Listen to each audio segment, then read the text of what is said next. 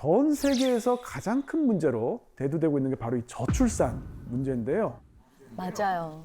최근 우리나라 입학식 시즌이었는데 신입생이 단 한 명도 없어서 입학식을 못한 초등학교가 무려 150곳에 이른다고 합니다. 이제 저출산 문제가 아니라 저출산율 추락사 뭐 이렇게 불리는 것도 이상한 일이 아니죠.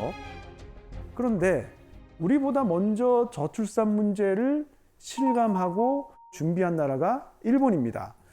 일본은 1989년에 이 합계 출산율이 1.57명까지 떨어지면서 소위 1.57 쇼크를 겪게 됩니다. 아이고야. 이게 1.57이 왜 쇼크냐면 합계 출산율이 1.57 근처까지 떨어진 적, 1.58이 된 적이 딱 한 번 있었는데 그게 1966년입니다. 1966년이 말띠 해거든요. 왜 하락했는지 짐작이 되시나요? 말띠? 말띠라고 제가 힌트가- 힌트를 드렸는데 말띠가 힌트라고요? 말띠가 힌트입니다. 네. 뭐지? 뭘까요? 말띠는 연마살이 껴요. 오, 네, 비슷합니다. 네. 저는 그래서 4년 여자 선배들이 숫자가 적었어요. 그렇죠. 한국도 그랬죠. 네. 그래요? 왜? 8호학번 선배들이 숫자가 적었어요. 일본도 지금 우리 김경일 교수님 말씀하신 것처럼 비슷한 게 있는데 60년에 한 번씩 병오년이 돌아오죠. 그런데 이 병오년에 태어난 여자아이는 팔자가 세다. 이런 미신이 있어서 조금 나았습니다. 그래서 이때 1.58로 출산율이 훅 떨어진 거예요. 근데 여기에는 지금 가슴 아픈 사랑 이야기가 숨어 있습니다. 사실은. 지금 여기 보시면 네. 이 여성이 이제 에도 시대에 실존했던 야오야 오시치라는 여성인데, 야오야라는 건 이제 야채 가게고 오시치가 이름인데요. 그런데 이 집에 큰 불이 나가지고 근처 절로 피신을 갑니다. 그리고 이제 그 절에서 심부름을 하던 어떤 남자아이와 사랑에 빠집니다. 클리셰가 아주. 네. 시간이 지나서 이제 집이 다 수리되고 집으로 돌아가야 되는 때가 왔어요. 그래서 이제 오시치가 굉장히 이제 너무 보고 싶으니까 어떻게 할까 고민하다가 불이 다시 한번 나면 되지 않을까? 어디? 그래서 집에다 불을 질렀어요. 근데 다행히 초기에 진화가 됐고요. 방화범으로 붙잡힙니다. 그리고 이제 화형을 당해서 죽거든요. 어머머머. 화형이요? 네네. 그런데 이 오시치가 병오년에 태어나서 이게 병오년에 태어난 여자애들은 기가 세구나. 그래서 이후에 이제 1906년에도 여자아이가 조금 태어났어요. 그리고 60년 뒤인 1966년 병오년에도 그 전해에 비해서 50만 명이나 적게 태어났습니다. 그래서 이때 1.58로 출산율이 훅 떨어진 거예요. 아니 그래도 아무리 싫어해도 교수님 과학적으로 사실 증명된 게 아니잖아요. 근데도 많은 사람들이 미신을 믿고 뭐 이런 이유가 있을까요? 제가 올해 신입생들한테 네. 저희 대학교 신입생들한테 물어봤어요.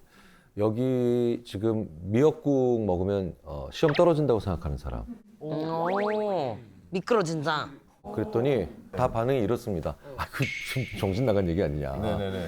근데 시험 보는 날 아침에 미역국 먹어본 사람. 그러니까 있었어요, 없었어요? 없죠. 먹어본 사람 없죠. 그리고 만약에 부모님이 시험 보는 날 아침으로 미역국을 주시면 어떻게 할래? 그랬더니 기분 나쁘죠. 결국 믿고 있구나. 결국 믿고 있구나. 그러니까 미신을 안 믿어도 미신에 맞서는 건 두려워하는 거죠. 네. 그러니까 한 번 만들어진 미신을 제거하기가 그렇게 어렵다는 거예요. 네. 그렇죠.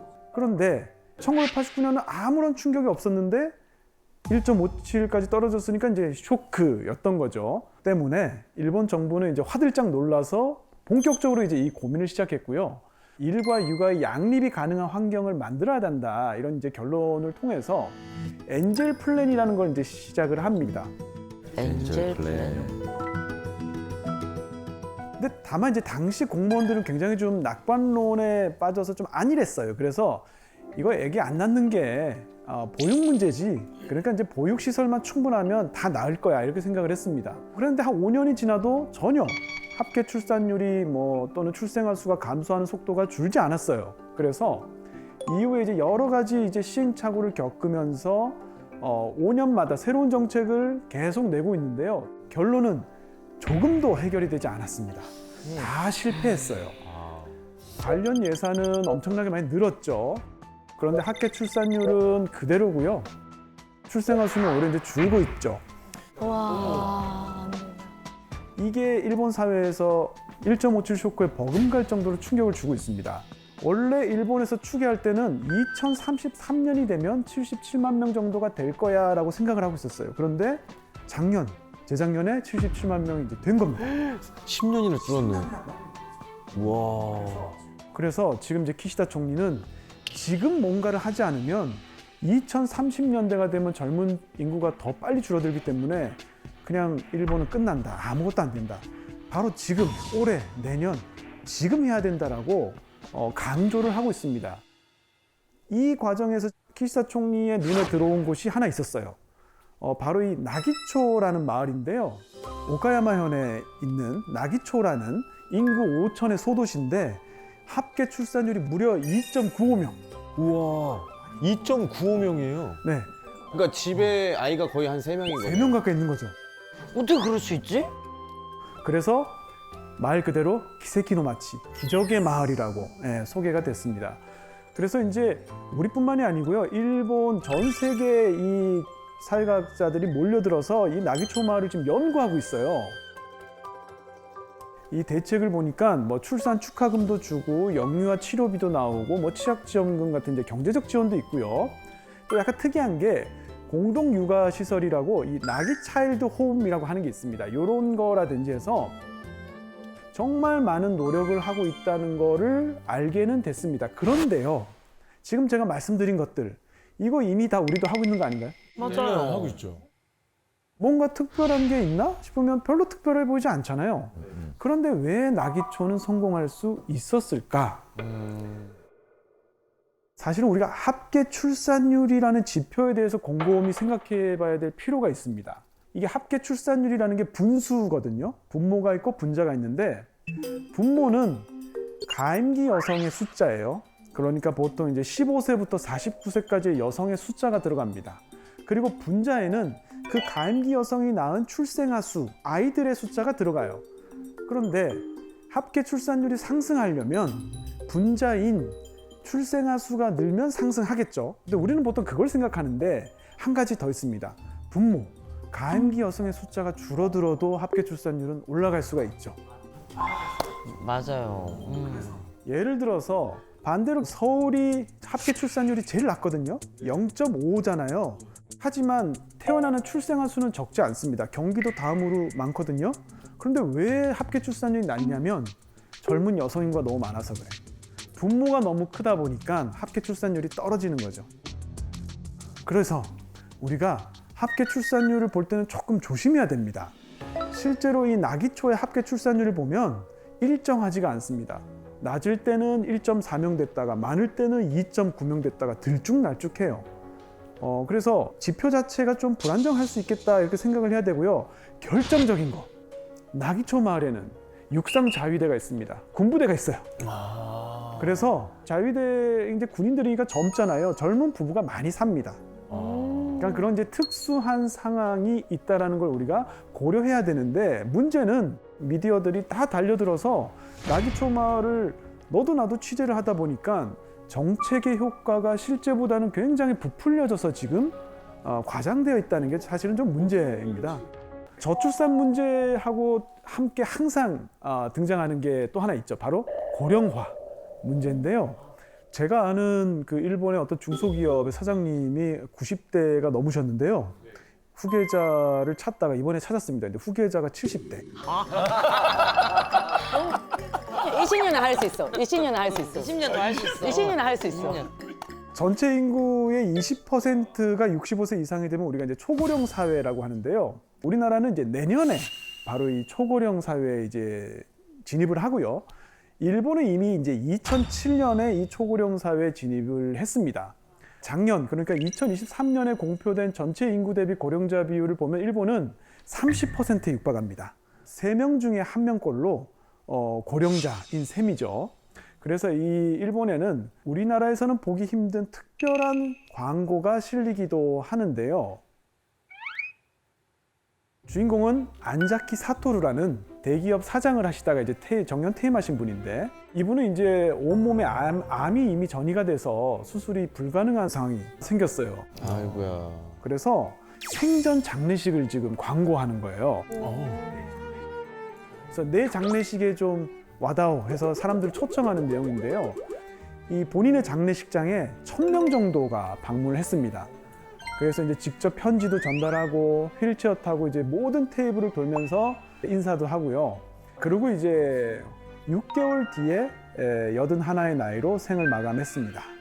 이런 이제 안자키 사토루 씨가 보여준 이런 행동은 일본 고령층 사이 요즘 유행하는 슈카츠 종활이라는 건데요. 이게 노인들이 스스로 하는 마지막을 준비하는 활동, 종활이라고 합니다. 아, 정말. 그래서 이제 일본에 이렇게 노인들을 위한 뭐 문화, 산업 이런 것들도 많이 있는데, 당연히 이제 고령 사회에는 어두운 이면도 많이 있습니다. 대표적으로 고령 사회의 그 어두운 이면 어떤 게 있을까요? 그 뉴스에서 계속 하는 문제가 있는데 80, 50 문제라고 하는 게 되게 큰 것 같아요. 그게 뭐냐면 80살 부모님이 그 50살 자식, 아들이 히키코모리 아들이를 돌봐주는 거 집에서. 오. 예전에는 70, 40였어요. 70대 부모님이 40대 히키코모리를 돌봐주는데 이제 나이가 먹으니까 80, 50가 되는데 앞으로는 90, 60도 될 수도 있다고 들었어요. 네, 맞습니다. 정확합니다. 일본이 히키코모리 문제가 심각했던 게 이제 뭐 90년대, 2000년대였는데 지금 일본은 히키코모리의 고령화가 문제예요. 그러니까 그때 집에 들어갔던 분들이 나이가 든 거야. 맞아요. 그런데 돈을 안 버니까 80대, 90대인 엄마, 아버지의 연금을 가지고 사는 거예요. 근데 문제는 이제 엄마, 아버지가 돌아가시면 연금이 끊기니까 사망 신고를 안 합니다. 그래서 그래서 실제랑 이제- 같이 사는 사람이 있어요. 그렇죠. 미치겠다. 어떡해. 그래서 집에 이제 이 생존 활동이 없어서 문을 따고 들어가 보면 이렇게 미라화돼 있는 아이고. 시체와 함께 뭐 발각이 되고 이런 경우 많거든요. 아, 무서워라. 그런데 그것뿐만이 아니고 지금 일본에는 또 한 가지 문제가 바로 이 세대 간의 격차 문제인데요. 일본은 전 세계에서 민간이 가장 큰 규모의 금융자산을 가지고 있는 것으로도 유명합니다.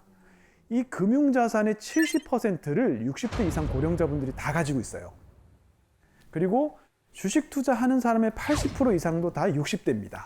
그러니까 젊은 사람은 또 그렇게까지 주식 투자를 안 하죠. 이 후생노동성 발표에 따르면 경제적 걱정이 없는 65세 이상 노인이 한 68.5% 정도 된다고 합니다. 그렇게 높아? 그래서 이제 그 평균에 해당하는 분의 실제 자산을 살펴보면은 이렇게 돼 있습니다, 지금. 저축이 지금 한 2억 원 있고요.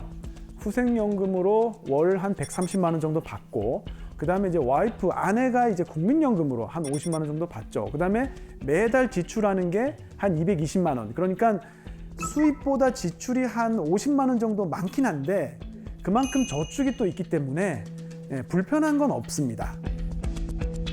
그런데 문제는 고령자분들이 가지고 있는 금융자산의 대부분이 현금이나 예금이에요. 금리도 낮은데 은행에 그냥 넣어둡니다. 근데 미국은 정반대예요. 미국은 대부분 이제 고령자분들이 금융자산을 주식이나 채권으로 가지고 있고요. 현금은 오히려 10% 정도밖에 안 됩니다. 근데 이렇게 주식이나 채권으로 가지고 있으면 고령자의 금융자산이 좀 더 생산적인 부분, 그러니까 기업으로 이렇게 들어가서 순환하게 되죠, 돈이. 그런데 일본은 기업으로 들어가지 않죠. 현금이나 예금을 가지고 있으니까 전부 다 이제 은행으로 들어가고요. 그 은행은 정부가 발행한 국공채를 사는데 그 돈을 또 다 씁니다. 그럼 정부는 국공채를 팔아서 조달한 돈으로 사회보장 비용을 또 쓰는 거예요. 그러니까 이게 재밌는 게 노인분들이 자기 돈을 예금해가지고 정부를 통해서 사회보장 비용으로 급부를 받는, 자기 돈으로 지금 사회보장을 받는 지금 이런 시스템인 거예요. 반면에 한국의 고령자는 반대의 문제를 좀 가지고 있습니다. 선진국 중에서 노인 빈곤율이 가장 높은 나라가 바로 한국입니다. 이 OECD 회원국 중에서 이 노인 빈곤율이 우리나라가 제일 높거든요. 평균이 14.2%인데 우리는 그 3배 정도 됩니다. 특히 연령별로 보면 66세부터 75세 노인 빈곤율은 한 31.4%로 그나마 양호한데 76세 이상 정말 나이가 많으신 분들은 52%, 그러니까 2명 중에 1명이 빈곤층이에요. 그러니까 나이가 많아질수록 빈곤 문제가 더 심각해지고 있는 거죠. 그리고 여러분도 아시지만 우리나라 노인분들 대부분 자산을 뭘로 가지고 있죠? 그렇죠. 부동산. 아파트 한 채가 답니다. 현금 유동성이 굉장히 떨어지죠. 나중에 부동산 가격이 만약에 떨어지거나 아니면 팔려고 해도 사줄 사람이 없으면 이거 정말 큰 문제가 되는 겁니다. 그래서 이게 정말 우리나라의 어떤 시한폭탄 같은 그런 문제고요. 근데 왜 도대체 일본 고령층 분들은 한국 고령층 분들과 다르게 금융자산을 이렇게 크게 갖게 된 걸까요? 그거는 이제 일본어로 하면 이제 니게키레타 고레샤 이런 말이 있습니다. 이게 뭐냐면 치고 빠지는데 성공한 고령자. 치고 빠지기. 요거를 어떻게 번역할까 하다 제가 먹튀 고령자로 할까 하다가 너무 좀 치빠. 아, 치빠가 날 것 같아. 치빠. 치빠가 날 것 같아. 지금 이 일본의 고령층은 고도 성장기를 경험했잖아요. 그때 뭐 좋은 거 많이 먹고 또 풍족하게 쓰고 월급도 많이 받고 연금도 많다 보니까 현금성 금융자산도 많이 축적을 할 수 있었던 정말 축복받은 세대였던 거죠. 그런 세대가 있습니다, 진짜. 네. 네네. 그런데 우리가 보통 저출산 고령화 이렇게 얘기하잖아요. 그래서 우리나라에도 저출산 고령화 사회 위원회가 있는데 생각해 보시면 저출산하고 고령화는 전혀 결이 다른 문제예요. 왜요? 저출산 고령화는 우리가 아이를 왜 낳아야 되냐 그러면 노동력 재생산을 위해서 낳아야 됩니다. 이 답변밖에 안 되거든요. 아이를 좀 낳으세요. 우리나라 노동력이 부족합니다. 이러면 누가 낳겠어요? 그렇죠. 그래서 저출산 문제하고 고령화 문제를 떼서 생각해야 될 필요가 있습니다. 실제로 일본은요, 30년 동안 저출산 정책을 해보니까 이게 고령화랑 붙여서는 도저히 해결이 안 된다는 거 알았어요.